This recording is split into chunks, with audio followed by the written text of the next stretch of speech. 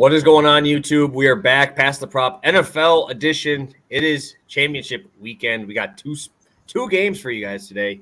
Unfortunately, you guys can see my Packer stuff still up there. Don't worry, I'll take it down here soon. It'll be off soon. But hey, still repping. You know I got my stuff on. We got to keep rolling here. Cheering for our NFC North brethren this weekend. Joined as always by my boy Stu. What's going on, man?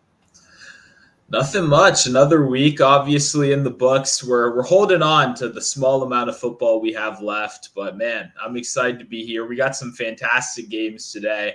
And I'm happy we got one of our OG guests, the guy that has been on this show more than anyone else ever. We got VMoneySports in the house. Yeah, I'm excited to be here. Thank you guys as always. I was excited to get the text this morning to come on the show. And like our man Jason S. in the chat says, let's go Ravens and Lions. I would love to see that Super Bowl. Don't know if that's what we get, but I'm certainly rooting for those two sides to say. So great weekend of football. I miss college football, but this weekend NFL will certainly do. Yeah, dude, I'm excited. Obviously, me and Stu talked about it last week. I got my one best ball team surviving into this round with the full man Lions stack. We got the three-man Lions stack surviving. So if the Lions can do it, man, come on. Let's do it. Come on. I'm excited. It's hard to not cheer for them. They took down my guy Baker, who's just been a money printing machine for your boy this year. So they got to get it for me. They got to make the money that Baker was going to make for me this week. And I'm excited to break it down with you here. V-Money hair game always plus EV. We love that, DM. We love that. I was picking it out right before because it was looking wilder than this. But thank you. Yeah, we got 15 of you guys in here in the first couple minutes. Thank you guys so much for popping in with us. Hit that like button if you could, and let's get it going here. Let's get it right on into it. We got two games to break down. We're obviously going to go through everything on that. We might as well get it rolling here with the Chiefs and the Ravens in Baltimore, man. In Baltimore, should be a fun one. We got 3.5 for the Chiefs plus 3.5. And we got a 44.5 point total. I guess I'll kick it over to you, V-Money. If you had to pick one of the four sides, over, under, or a spread on either side, which one are you picking? What is the spot for you?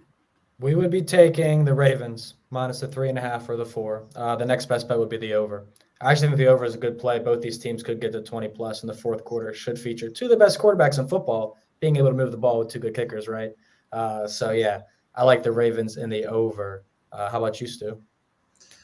Yeah, I'm the same as you. Like, I think this is a really tough game, but gun to my head, I would take the Ravens in this one. Especially, I kind of thought it might stick at the 4. Like when it went to 4, I kind of thought it would stay there permanently, But 3.5 isn't too bad at all. You obviously, in an ideal world, would have that 3, but that existed for about 15 minutes at the opening line right there. So it's a tough one because betting against Mahomes in the playoffs is really something I never want to do. But for me, a lot of it just comes down to how suffocating this Ravens defense has been at the end of the year. Like I don't know if they can win by margin necessarily, but I do think that the Ravens will end up winning this game in kind of gritty, ugly fashion. Oh, dude, I know. I would love to take the Ravens. I want the Ravens to win. I want the Ravens to win, but I just can't. I can't. I've lost money fading Mahomes already. I'm like, I'm not just going to be on the wrong side every time, just flipping that coin. I want the Ravens to win. Don't get me wrong, but I think my money has to go to Mahomes, dude. This dude just does it every time, and it's kind of annoying.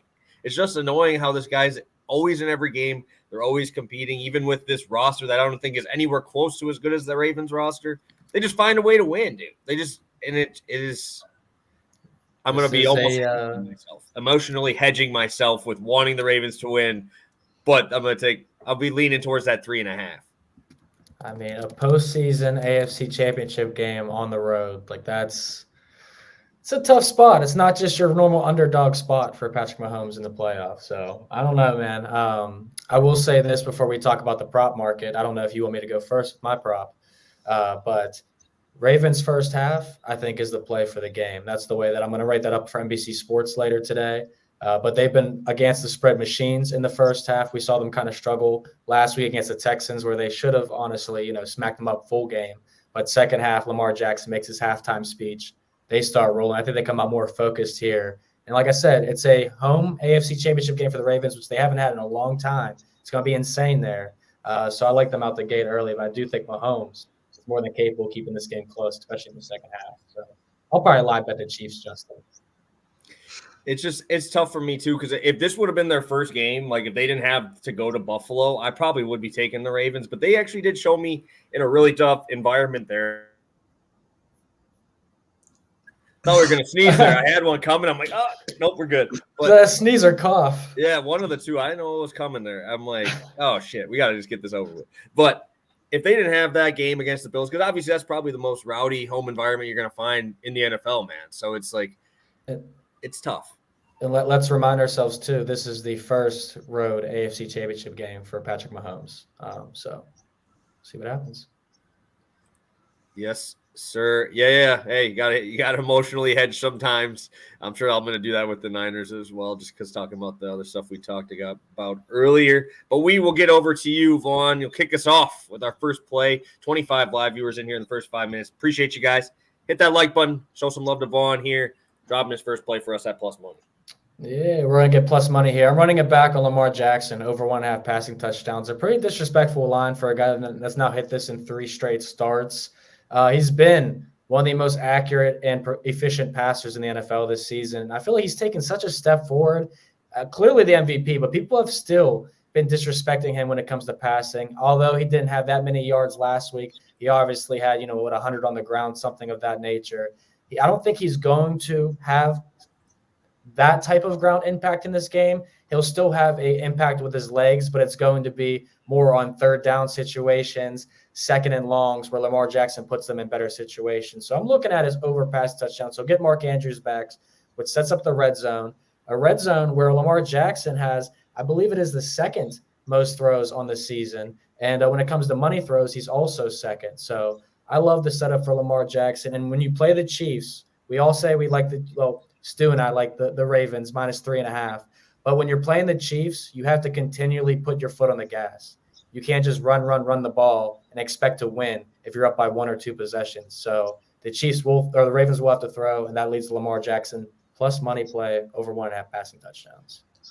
Yeah, and one of the things I always say too is like, who wants to pick who it is? Because it's always a random guy. Like there's always a Nelson Aguilar or Rashad Bateman or Devin Duvernay. One of these guys randomly comes in and gets like a 40-yard bomb. Because we got to remember, like you said, Lamar is a great runner, but he's been generating a lot of explosive plays through the air this year, especially the deep ball has been particularly impressive. So obviously, he can get the job done inside the 20-yard line with a Mark Andrews, but like having those like bomb plays, being able to benefit that with plus money when you don't have to actually bet on Nelson Aguilar is a plus for me as well. So I definitely like this spot.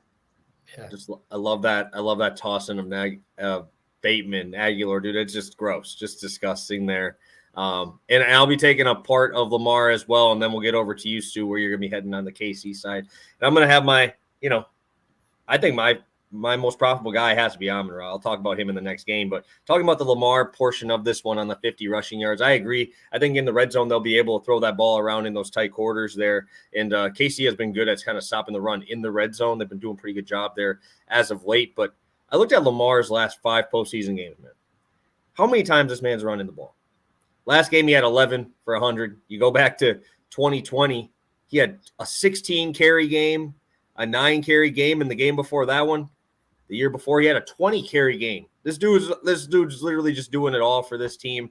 And I think what Stu just said kind of helps me out a little bit too, because that's the outside receivers, outside of Zay Flowers and Odell. I mean, if we're going to have an option of throwing the ball 15 yards to Aguilar and his brick hands, or having Lamar have an open sideline, I'm taking Lamar taking that down the sideline there. So just the big play opportunity that he has with the legs. And if we're going to get 15, I'm going to get 14, 15 carries from Lamar Jackson. I'm going to be all in on this one. I just can't get away from that 50 yards. I don't want to go all the way up to the 64. We do this a lot on the show, just buying it down a little bit and combining it with our other spots that we do like. But you're seeing the market right now, it is favored to go over 10.5 carries on FanDuel at minus 125. So if I get 11 carries, I need 5 yards a pop from Lamar Jackson. I feel like that's not asking too much for this dude who just makes everybody miss in the open field.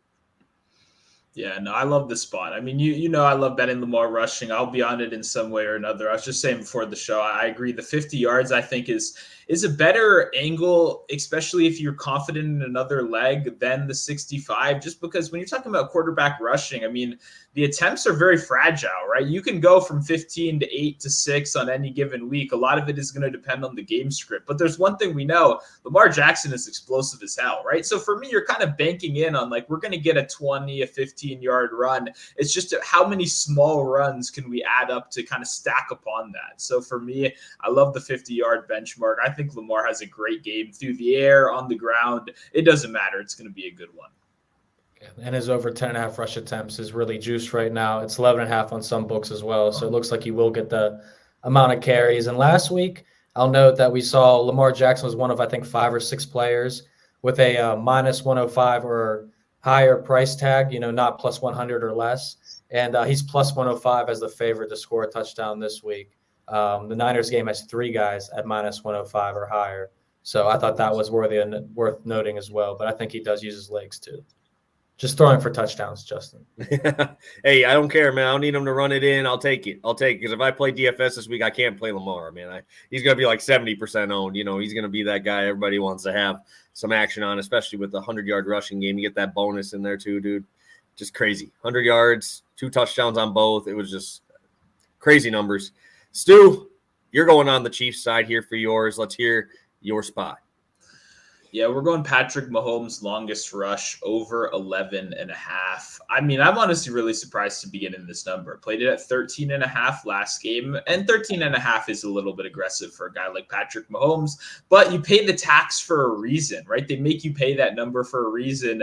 It's because when it gets to postseason time, even though he's not a guy that's going to run the ball 10, 12, 13 times like a Lamar Jackson, his ability to escape pressure and grab those clutch third downs, I mean, is insane. It's truly spectacular. It's one of those things that it's hard to quantify, right? It's the Mahomes effect. The guy kind of finds a way to get out of trouble in the impossible situations. And for me, I think we're just finding a way to kind of bet on that narrative, because when you look through it, I mean, both games so far this year in the playoffs, he has over a 20-yard run, right? And I mean, these are against some very solid linebacker cores as well. I know that's the biggest concern right here is when you go up against the Ravens, you're getting an absolutely brutal matchup, one of the best in the league. Their safeties can tackle everyone. Their cornerbacks tackle. Like, this isn't a team that gives up a lot of yak, but that's why I like the longest rush over asking you to get 27, 28, because here we're betting on efficiency. We're not betting on opportunity. And we've seen it time and time again. He's going to run. He's going to put his body on the line, especially when you look at the weapons that are surrounding him. It's not like there's anything spectacular here. Kelsey's going to have one of his tougher matchups of the year, and it's not like he's looking spectacular right now. I like Rashee Rice as much as the next guy. You can't be a dominant wide receiver 1 with a 5 ADOT, though. Like, if everything you do is yak, then you're not a wide receiver 1 yet. I have a lot of respect. He's going in that direction.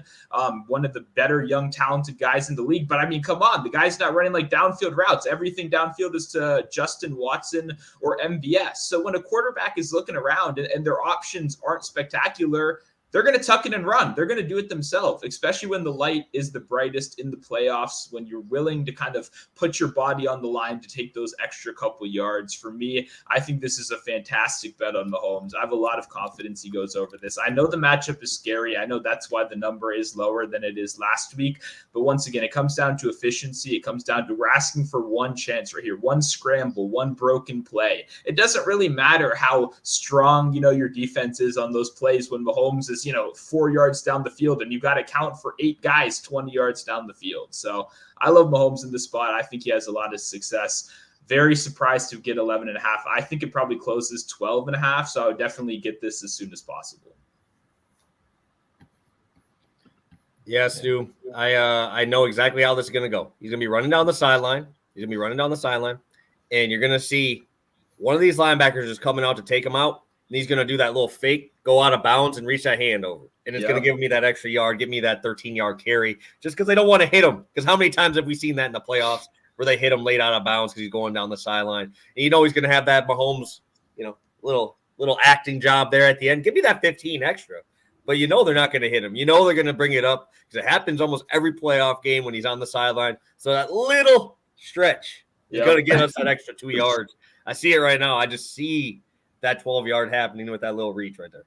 And this is also the highest rushing or scramble percentage he's had in his career on third down this season. So that absolutely helps. That helps. Yeah, no, I mean, beyond a designed run, we're really all asking for scrambles right here. So the fact that he's been doing it more this year is definitely good. I want to say, too, I'm glad you brought that up, PPS, because I'm going on VSiN later at 4 p.m., and I was going to give this bet out as well. And I was going to do the same spiel you just did about how I know exactly how he's going to get it, the handout, because we've all seen it so many times. That's what I mean about betting on the kind of intangibles of, like, it's going to be 3rd and 10. Like, it's clearly going to be 10 yards, and he's going to be at the 10-yard line. And you know he's going to stick that hand out the extra 2-3 yards like he has done so many times. And that's why I like that we're 11.5, not 12.5, because every yard matters so much in markets like this. And that's why I do think it's important to, get it as soon as possible while we got the best numbers right now.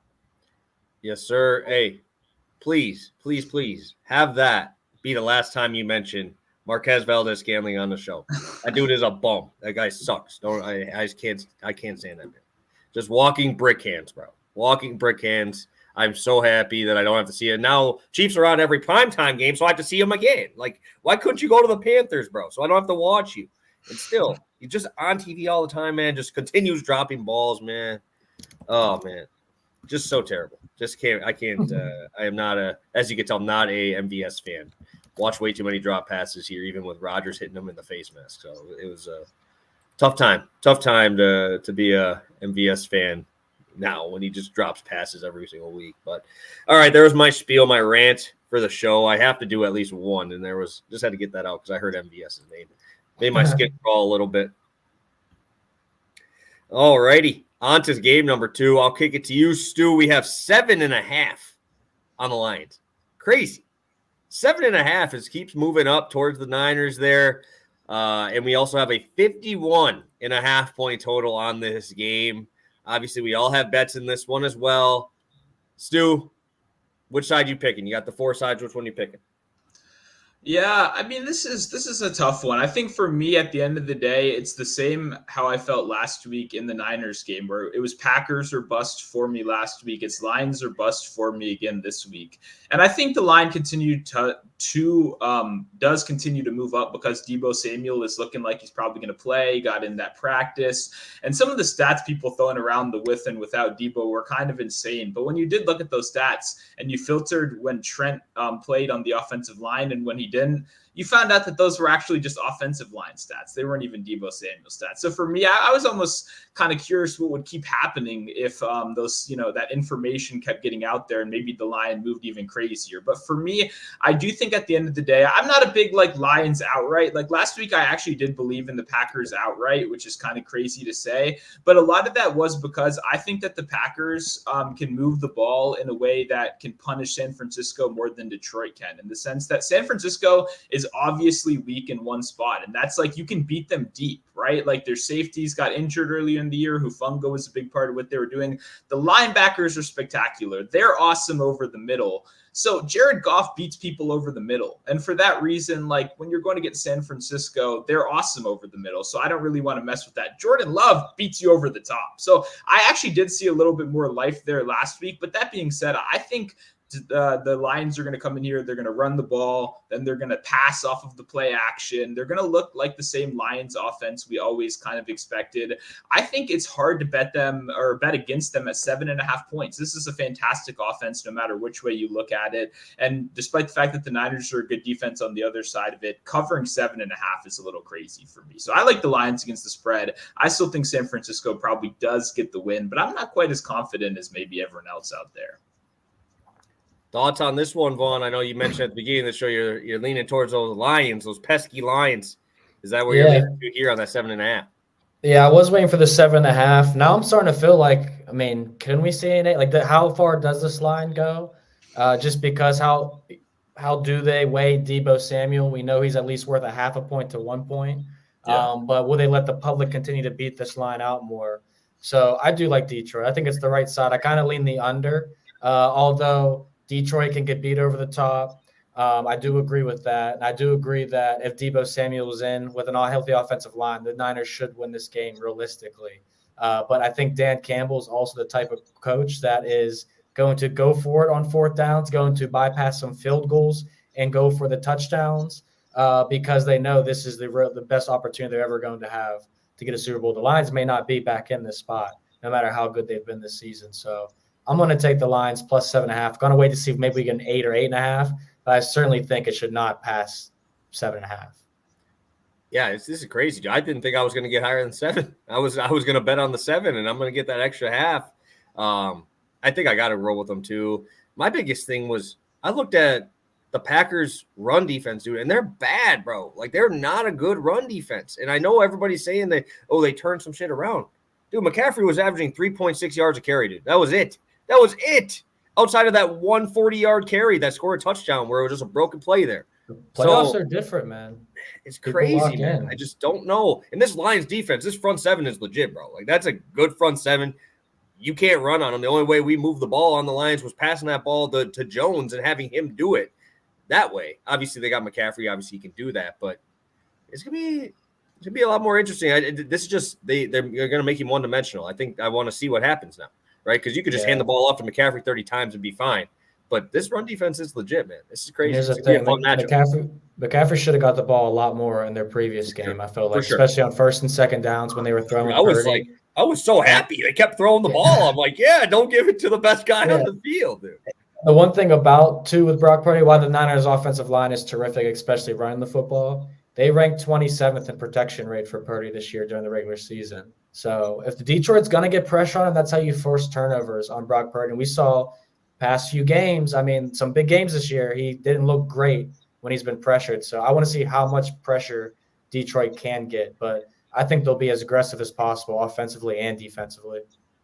Yeah, and I want to bring up one more thing before we go into the props too. I think one thing to follow really closely is the weather report in this game. Everything does look to be completely sunny and fine. It's actually supposed to be super warm, but I did see some reports this morning that maybe rain could actually start to creep into the occasion. If you look at Purdy's splits in games with rain versus clear conditions, it's pretty insane. The dude, thanks to having, similar to Jared Goff, tiny hands, the dude cannot work in conditions whatsoever. He's awful in those situations. Probably what a lot of people maybe remember back in the college days when he was forced out there a little bit more. So I will say it's looking like it should be perfectly fine. If the weather is fine, I'm probably going to bet on Purdy.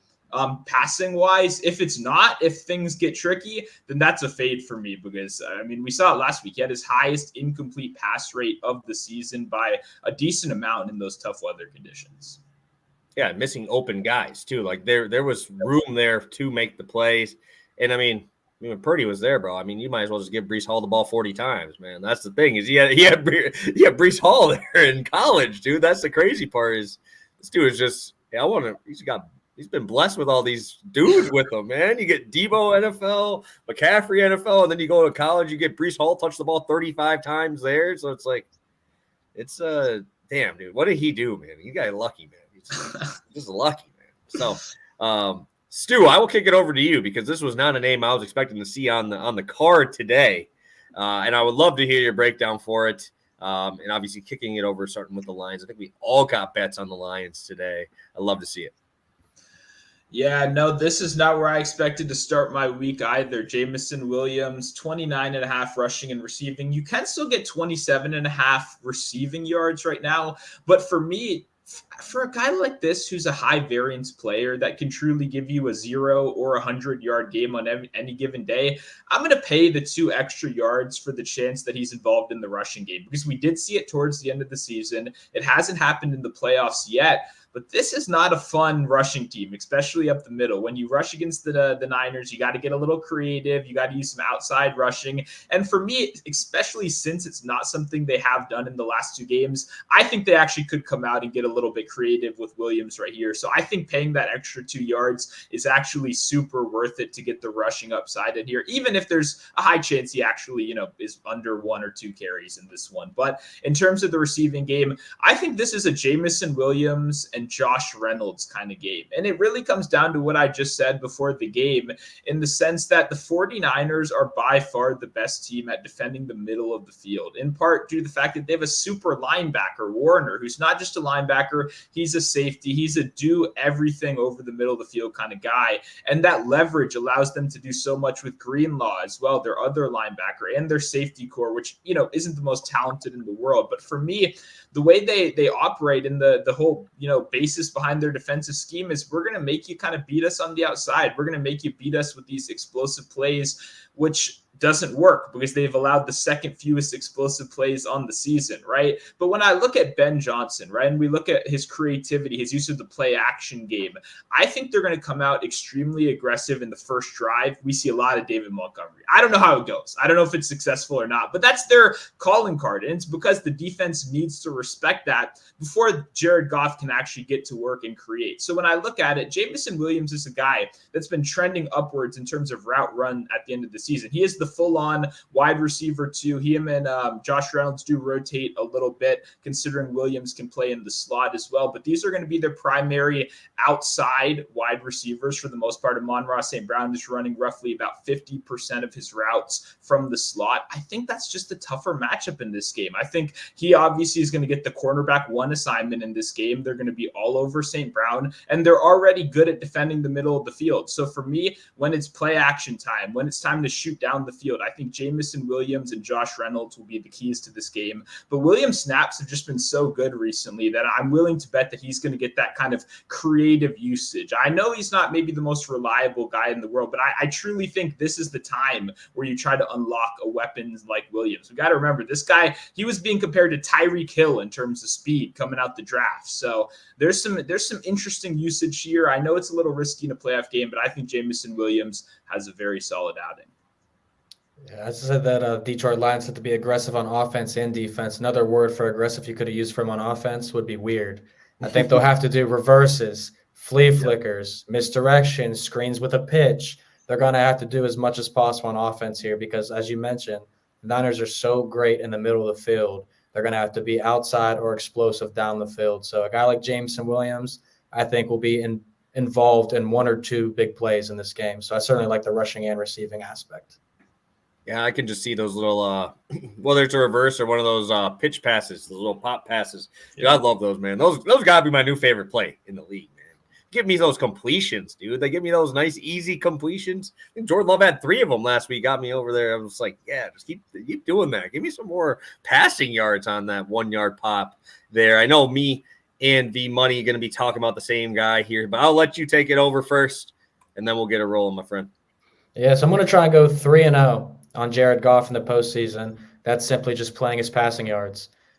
He's gone over twice, and every single time they continue to drop this number. It's now 255.5 on FanDuel. That's where the Lamar Jackson prop was as well.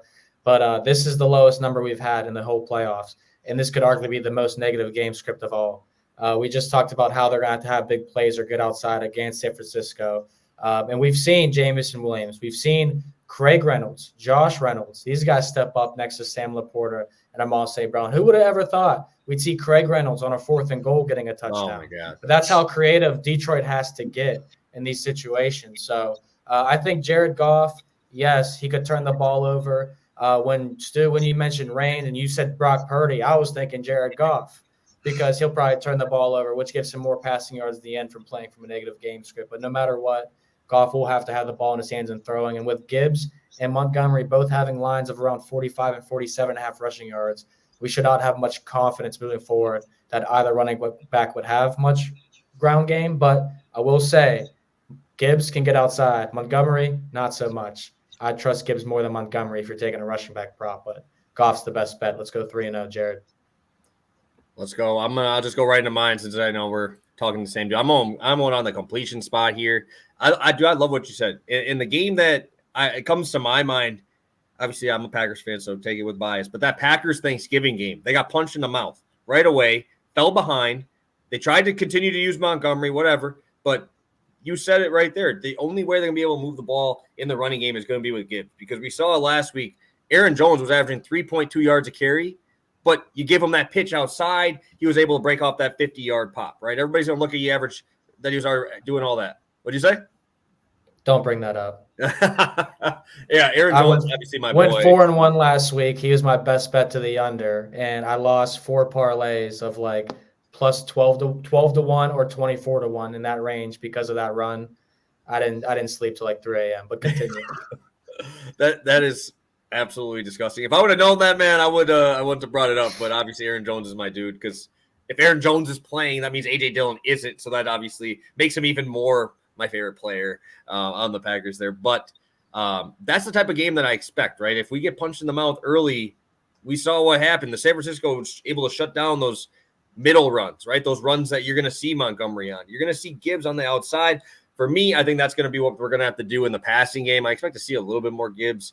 I know that's a really heavily bet spot is Gibbs, at least on gambling Twitter. I've seen a lot of people on Jahmyr Gibbs, which, I mean, I can't fault you. I'm not going to just because I know there's a lot of people betting on it. But I do like Goff here. You saw him chuck it around last week when they got pressure on him.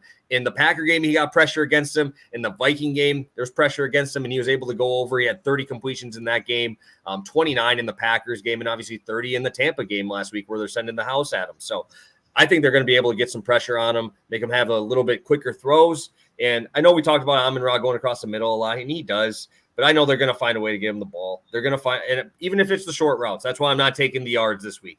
I think it's just going to be those short 3-yard passes. They're going to be happy with that. That's just another way of getting them involved in almost like their run game, right? Because they're going to have to do something because I don't think they're going to be able to run the ball as well as people think just because Detroit obviously has been running the ball all year and their numbers per game are pretty high. I just don't think they're going to have success in the middle. And if you're going to be running David Montgomery 2-yard carries and you're going to go to the other side and Purdy, if it's a nice day out, like Stu mentioned, is going to be able to throw it to IU, Kittle, McCaffrey. Like they're going to be moving in chunk plays.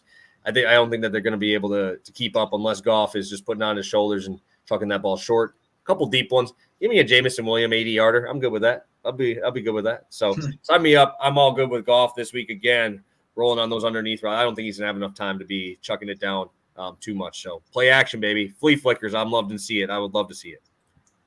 Yeah, I think a lot of it too kind of comes down. If you like put a lot of the stuff into some of the apps, maybe the hit rate isn't like as good, but you got to remember like the game script is so important to this stuff. And how many times have the Lions been 7.5-point underdog so far this season? It hasn't happened once. You know what I mean? So the kind of game script that they're projected to be playing in, we're like, hey, they want to run the ball as much as the next guy, but that's not always going to be your option. If you're down 10, if you're down 14, you got to go out there and throw the ball. So whether you think Jared Goff has a good game or not, doesn't even really matter. He could have one of his worst career games and cash both of these two numbers. In fact, it might even be better if he has a bad game, like Vaughn was saying. Throw an interception. Let's get the ball right back and move down the field. So I like the Goff calls. I think, there should be a lot to go around this week.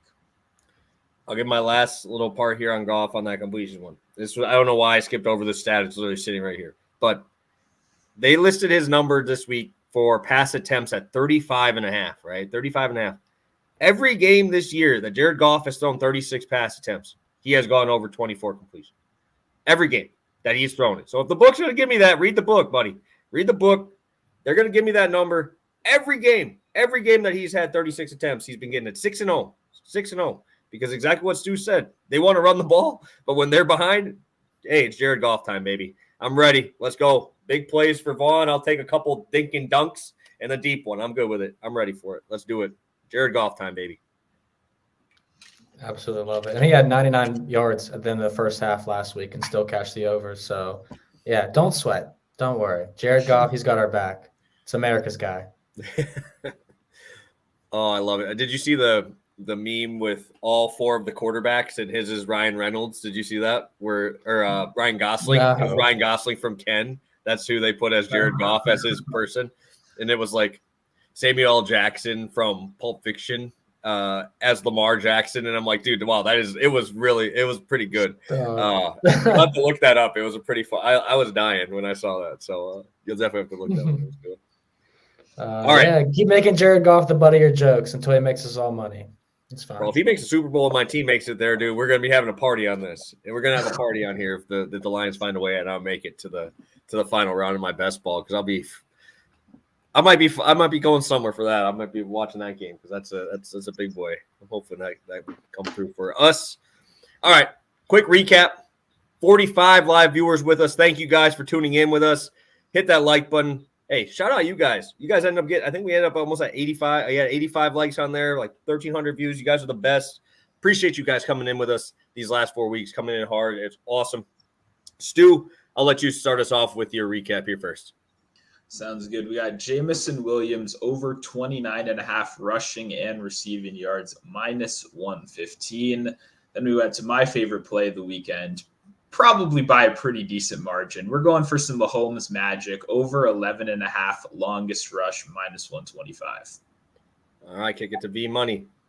We're going Lamar Jackson over 1.5 passing touchdowns, something he's hit 3 straight weeks. Keep disrespecting the MVP. And then we also like Jared Goff over 255.5 yards. The Barbie to my Ken, the Ken to my Barbie, whatever you want to call it. He's going to cash. Let's do it. Hey, I'm with you. I'm rolling with Goff myself at 23.5 completions, -110 FanDuel. And I'm also comboing over on FanDuel as well with Amon-Ra. Hey, continue to cash, Mr. Wagon. You are my NFL version of Denver basketball right now, the college basketball team, because they just can't play any defense. Hit overs. Same thing with Amon-Ra, dude. Just an absolute wagon right now. And Lamar, 50 rushing yards there. All right. Are we going to roll with a touchdown parlay this week? I know we went 2 for 3 last week, Stu. I don't have one yet, but I'm looking. I've been digging throughout. We want to run one back? I'm always down to run a touchdown parlay back. I mean, it's interesting because there's so many different options, obviously, and it makes you get creative when you can't play like the McCaffrey of the world, right? Like, obviously, no one's played him at -300 to score a touchdown again. 370 on FanDuel right now. I just checked. 370. Yeah, for me, if they've got a Deebo Samuel line, that's going to be my guy. Like that, I know the injury stuff, maybe in a limited capacity. I don't see any lines up on FanDuel right now. Yeah, he doesn't have one right now. He's on DraftKings at -105. Yeah, I want to be on the plus money side of that. I think, I'll pivot. I will say, though, Deebo, 1 touchdown and probably 2 touchdown sprinkle will find its way to my card by the end of the week. FanDuel always is going to give you that little plus money opener. So that's what I'm looking forward to. But, man, if we don't go Deebo, do one of you guys have one first then? That was going to be my pick. But I did have to give out a long shot on NBC Sports Washington yesterday, and it was unexpected. They just asked me to go out the first touchdown scorer. So I went with my gut pick. I'm going to throw $10 on it, and also I'm going to throw $10 on him to score an anytime touchdown. That is Mr. Lightskin. Creep on my girl like I'm Odell. That's right. OBJ plus 440 anytime on FanDuel and 22-1 plus 2,200 to score the first touchdown of the game. Obviously, another huge moment for him. He played instrumental role when he made it to the Super Bowl before he got hurt in the game. So, I think Odell, this could be a big moment for him as well. No one's really thinking about him. Plus, Odell's nice too. Yeah, it's probably because guys like me were thinking about him last week, and he let a lot of us down, and now we're not thinking about him anymore. But no, I get it. I mean, I played at 275 last week, so now that we're doubling that, pretty much, I definitely like the odds there. For me, it's just like get the guy involved. I know he's got the touchdown dance ready, he's got the celebration ready to go. Let's just get him there. It's going to be legendary. That's all he's done in practice this week. That's what I'm saying. Let's run 3 routes and then do dances. Like, he's ready. It's going to be Tyreek Hill level coordination this year. So I'm excited. I love that Odell look.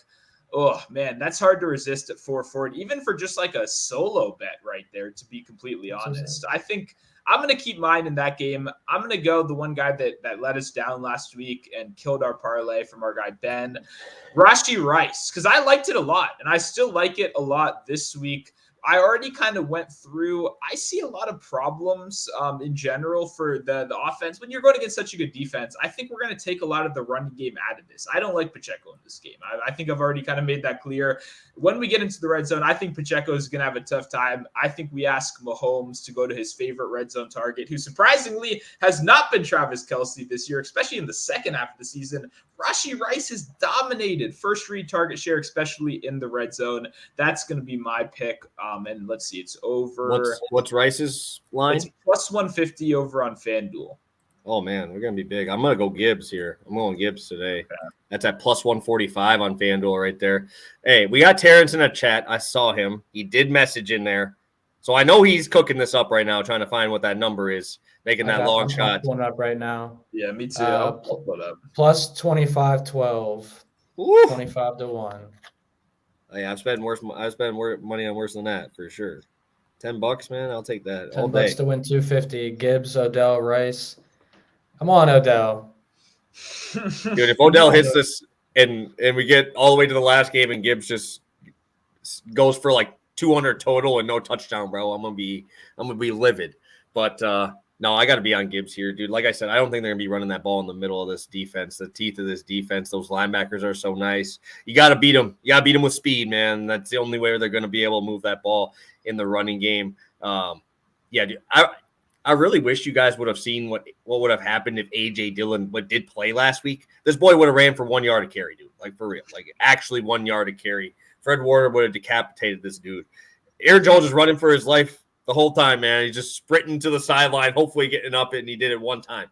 And, yeah, like I said, 3.2 yards to carry before that. So I think that's going to be on the speedster. Hopefully they get him involved in the passing game a little bit more. I think we've seen him have 4 catches in the last 3 games, so that's good to see. And that's going to be how you're going to have to move the ball, man. It's going to be a tough sledding, but I think that the Lions are going to be able to do a little bit. This is Ben Johnson's This is his last couple games here as Lions offensive coordinator. Obviously trying to shove him off to you, Stu, out in Washington. So going to be right there pretty soon, baby. Let's go. Let's end with a win right here. Let's get some Jameis reverses. Let's do some crazy stuff. Gibbs, maybe he could throw a touchdown. That won't count for us, but we'll see. We're going to get something crazy. Yeah, dude. Maybe we end up getting Lions win a couple of this game, get to the Super Bowl, then they get to Washington. Maybe it'll boost up those win totals preseason, and we can take the under, right, Stu? We can take the under on that next year when they give you an extra one because they made the Super Bowl with the coach there. So I don't mind that at all. That's where we stay, unders in the season-long market. That's where I like to be. Yeah, love it. This is a big question too because I did see he was activated today. Any of you guys have thoughts on the Mark Andrews yards? Obviously, hasn't played in a while. Completely, I didn't think he was going to come back, dude. Honestly, that was a terrible injury there. Any of you guys have thoughts on that? Obviously, like I said, just activated yesterday to the 53. I don't even know what's his line at. It's 35.5. Yeah, 35.5 and 3.5 catches at plus money as well. It's tough, man. And Mark Andrews is so good when healthy, but we know he's not at 100%. For me, it's just kind of I don't have that much interest, to be completely honest. I know, man, it's so hard to look at these Andrews lines and not bet them. I get that. This any regular game, you'd want to do that. But for me, I really do think their advantage in general is going to be in the run game. In this one, I don't think Andrews is going to be necessarily rushed back unless they're in immediate danger and they're trailing. And if they are trailing, then I think it could be a really good live bet. But for me personally, before the game, I'm not going to have any Mark Andrews bets on the over or the under. Yeah, I kind of lean the under, to be honest with you. The way that I would bet Mark Andrews would probably be longest reception over if I'm taking an over on him. He could, have a 22-yard catch. And that literally be one of 2 catches for him in this game. He's going to be a red zone threat. He could be a decoy more than anything because Isaiah Likely has been successful with Lamar Jackson. And Todd Monken is obviously an offensive genius, but we will see a lot of 2 tight end sets with Andrews and Likely in this game, more than likely. So, yeah, I wouldn't rush to the window on Mark Andrews props. But if I was going to take one over, it would probably be his longest reception rather than receptions or receiving yards. And his touchdown props about plus 270 to plus 300. Likely's is 340 to 360. So, I mean, the value is kind of still unlikely, in my opinion. For sure. And, I mean, we saw this kind of happen with Laporta, too, where everybody's like, oh, there's no way he's going to play that next week. And I think Laporta went out there and got, 3 catches? He got, 3 catches, 15 yards. Did catch a touchdown. He looked great. First half, people were tweeting about how great he looked, and then he just more of a decoy towards the end, and obviously, I believe that was when Amon-Ra kind of took over towards the end there with a couple big plays against the Rams there. So just kind of a thought, where you see a tight end, kind of maybe you see him more as a decoy in the second half. You feature him maybe on a couple plays early, so you think about it, and then kind of falls off there towards the end. Oh gosh, we got Terrence kind of cooking now. He did OBJ first touchdown. Oh my goodness. Yeah, that's a big boy. Yeah, we're gonna get paid this weekend, boys. We're gonna get paid this weekend. Hey, I don't want to bring it up again, but hey, we got good vibes in here. You talked about Aaron Jones having that 50-yard carry. We got good vibes in here. That karma's coming back, and it's gonna be on an Odell 80-yard touchdown here. That's what's about to happen. Listen, I hope that cashes because I have been coming really close to a lot of really big long shot parlays, and I feel like I'm gonna break through to one of them. But I'm gonna just read you guys this one from Wednesday, I believe this was. So as you guys know, I have another job on the side where I mentor some juveniles in PA, and I placed this before I went in. Didn't look at it. Came out at 11:30, and literally almost crapped my pants in my car because I was like, "Oh my god." Detroit Pistons money line should have won this parlay off the bat, right? So they win. Brandon Miller 20+ points. Steph Curry first basket 3-pointer, which was 16-1. He cashes a 3 to start the game. Jesus. Alabama money line versus Auburn. Luka Doncic 30 points versus the Suns. Nevada college basketball money line against Colorado State. Warriors money line against the Hawks, and the pick that lost was the Iowa Hawkeyes to the Maryland Terrapins, and Iowa's home. At home too, bro. And they were up at half, I saw. That parlay was 622 to 1 odds. Are we kidding? Are we kidding? So, yeah, let's cash this one, boys. Oh, boy. Oh, that's a Hall of Famer right there. That's a brutal way to end your night too, especially if you didn't know you had it before. Oh. And I was laughing so hard putting the Steph Curry 3 in because I was like, I'm so Adam Sandler right now over like a $10 bet to win like thousands. And then I come out and see it. I'm like, oh my God, he actually did it. But yeah, so let's do some long shots, man. I want to make some win some crazy money too, so I could share it with everyone on X and Instagram. So yeah, best of luck, and definitely appreciate you guys for having me on, man, as always. Yes, sir. Vaughn, I know a lot of guys on here probably already follow you over there, but tell them where they can find all your stuff. Obviously, we appreciate you popping on. I don't know, definitely record holder for guests on here. We got to be pushing 5, 6, maybe even more. We almost pushing double digits on the show with you. Yeah, man. Yeah, I've definitely been on here plenty over the past few years, and I'm like, anytime you guys need me on college basketball, I'm sure Justin will be going hard on that here really soon. So I'm looking forward to it. But of course, always on NBC Sports. I'll have my NFL plays up on there later today, my 2 game picks as well on X and Instagram. And yeah, I'll be capping college basketball, NFL, and NBA here for the next few weeks. And then maybe even some USFL when that league starts. So enjoy. Okay. 66% in last year. I mean, I might as well run it back, right? Yeah, dude. My book ain't even offering those props. I'm going to have to drive somewhere and find that. Oh, they ain't giving you props on that. They ain't giving you props. It's straight spread, total, and halftime. That's all they give us. Dude, the Rock's coming out hard, man. Maybe you're dropping props now, you know. That would be sick. Hey, Prize Picks did have a couple last year. I don't know if they'll bring that back, but that would always be fun, of course. That'd be cool. Yeah, all right, so you got anything for the people here?